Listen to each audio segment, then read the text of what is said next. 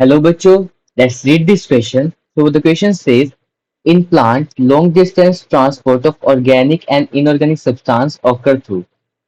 Question क्या बोलना चाह रहा है? क्वेश्चन बोलना चाह रहा है अगर हमें प्लांट में लॉन्ग डिस्टेंस में ट्रांसपोर्ट करना है ऑर्गेनिक या इनऑर्गेनिक सब्सटेंस किसके थ्रू होगा? पहले होगा सिंपल परमानेंट टिश्यू के थ्रू, कॉम्प्लेक्स परमानेंट टिश्यू के थ्रू, मेरिस्मेटिक टिश्यू के थ्रू और एपिथेलियल टिश्यू के थ्रू। तो एक एक करके इसके बारे में बात करते हैं, हमारा कौन सा सही होगा, कौन सा गलत होगा। ठीक है। तो पहली बात यहाँ पे हमारे पास ये अलग अलग तरह के टिश्यूज दिए हैं। कौन कौन से? सिंपल परमानेंट टिश्यू दिया है, साथ में कौन सा दिया है?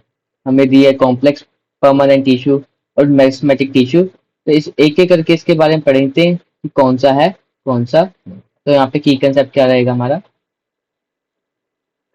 की कंसेप्ट हमारा रहेगा यहाँ प्लांट टिश्यू, प्लांट टिश्यू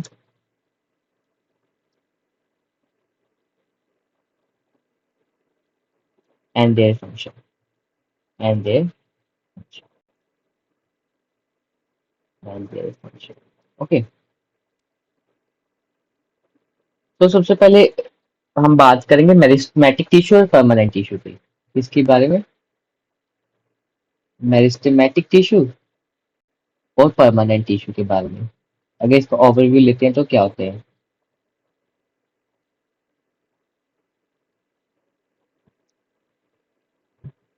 देखो, मेरिस्टेमेटिक टिश्यू एक वर्ड से डिराइव हुआ जिसका नाम है मेरिटोस, जिसका मतलब है एक्टिवली डिवाइडिंग सेल। और हम ये कह सकते हैं इसके अंदर माइटोसिस प्रेजेंट होती है। इसके अंदर क्या होता है? माइटोसिस प्रेजेंट होती है। तो यहाँ पे लिख दूंगा मैं। सो मेरिस्टेमेटिक टिश्यू के पास क्या होता है? मेरिस्टेमेटिक टिश्यू के पास एक्टिवली डिवाइड सेल है, तो इसमें माइटोसिस होती है। ये डिवाइड करते रहते हैं टाइम टू टाइम। और ये इसके पास क्या होता है? माइटोसिस एब्सेंट होती है। यहाँ पे प्रेजेंट है और यहाँ पे माइटोसिस क्या है? एब्सेंट। तो यहाँ पे क्रॉस मार्क है। ठीक है। अगर और बात करूं इनके बारे में, ये तो स्मॉल होते हैं, ये मेरिस्टेमेटिक सेल क्या होते हैं? स्मॉल होते हैं। और इन ये कैसे होते हैं? बिग सेल होते हैं। इनके पास डेंस प्रोटोप्लाज्म है, मतलब इन पे प्रोटोप्लाज्म की अमाउंट क्या ज्यादा है। बट परमानेंट सेल के पास क्या है? Rare protoplasm.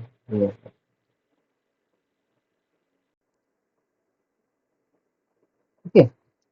अब हम बात करते हैं क्वेश्चन के अकॉर्डिंग कि लॉन्ग डिस्टेंस ट्रांसपोर्ट में क्या होगा। अगर मैं बात करूं लॉन्ग डिस्टेंस ट्रांसपोर्ट की, ये क्या होता है, किस लिए जरूरत पड़ती है, तो उसके बारे में लिखते हैं। Long distance transport, long distance transport,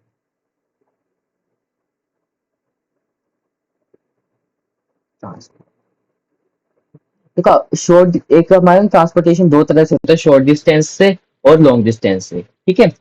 अब लॉन्ग डिस्टेंस, शॉर्ट डिस्टेंस में क्या होता है? अगर सेल के बीच में करना है, जैसे टिश्यू है उनके सेल के बीच में करना है across the membrane, then we are going for the short distance transport.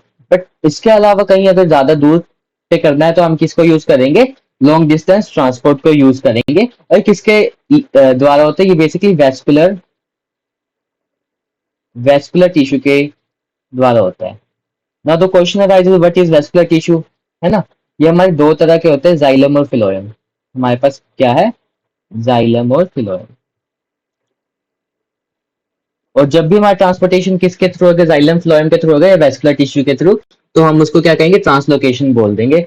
अब हमने जाइलम फिलो हमारा क्या देंगे? वेस्कुलर टिश्यू आंसर आ जाएगा, जाइलम और फिलोएम आ जाएगा। बट हमने देखा यहाँ पे ऑप्शन में तो सिंपल कॉम्प्लेक्स मेरिस्टेमेटिक और एपिथेलियल टिश्यू है। तो अब इसमें बात करें किस कैटेगरी में आते हैं।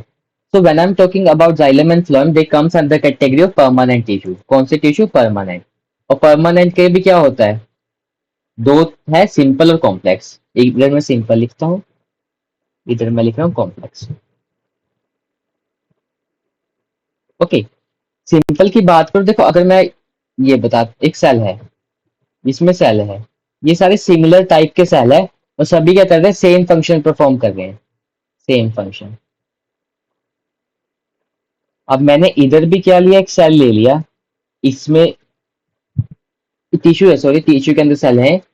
इसमें क्या, इसमें मैंने डिफ बट इसमें क्या होगा कॉम्प्लेक्स में? डिफरेंट टाइप के सेल हैं, क्या है, डिफरेंट टाइप के सेल है, बट इनका भी ये भी सारे सेल मिलके सेम फंक्शन परफॉर्म करे, तो इसलिए इसको कॉम्प्लेक्स बोल दिया, उसको सिंपल बोल दिया। इसके अंदर कौन कौन से आते हैं, इसके अंदर मेरे पैरेंकाइमा, कोलनकाइमा, स्केलेनकाइमा, ये सब मेरे किसके अंदर आएंगे, ये आएंगे मेरे सिंपल परमानेंट टिश्यू के अंदर, स्केलेनकाइमा। वेयर एज जाइलम और फ्लोएम मेरे किसके अंदर आएंगे, जाइलम और फ्लोएम मेरे आ जाएंगे कॉम्प्लेक्स के अंदर, जाइलम और phloem. Okay, so as per now we have like distinguished between simple and complex permanent tissue, तो हमारा ट्रांसपोर्टेशन किसके थ्रू हो रहा था, जाइलम और फ्लोएम के थ्रू, और जाइलम और फ्लोएम किस में आ रहा है, परमानेंट कॉम्प्लेक्स में, तो हमारा आंसर ये हो जाएगा। ठीक है, सिंपल क्यों नहीं होगा, देखो परमानेंट टिश्यू तो थे, बट इसमें कौन से पैरेन्काइमा, स्केलेनकाइमा, कोलनकाइमा आते, तो ये भी गलत हो गया। मेरिस्मेटिक टिश्यू में नहीं, क्योंकि वो permanent tissue, you know vascular bundle किस में आता है, परमानेंट, ये भी गलत। अब एपिथेलियल की बात करें, तो एपिथेलियल हमारे लाइक आउटर मोस्ट टिश्यू होते हैं, ये बहुत लॉन्ग होते हैं, लॉन्ग और नैरो, तो ये भी गलत हो गया। Epithelial tissue is also not the, AP मतलब आउटर मोस्ट, ठीक है, आउटर मोस्ट कवरेज स्किन की कवरिंग में, तो ये एपिथेलियल टिश्यू है, तो ये नहीं आएंगे, तो हमारा कॉम्प्लेक्स परमानेंट टिश्यू आंसर होगा, तो आंसर हमारे यहाँ पे क्या हो जाएगा, okay. Hope this is clear to, all the best.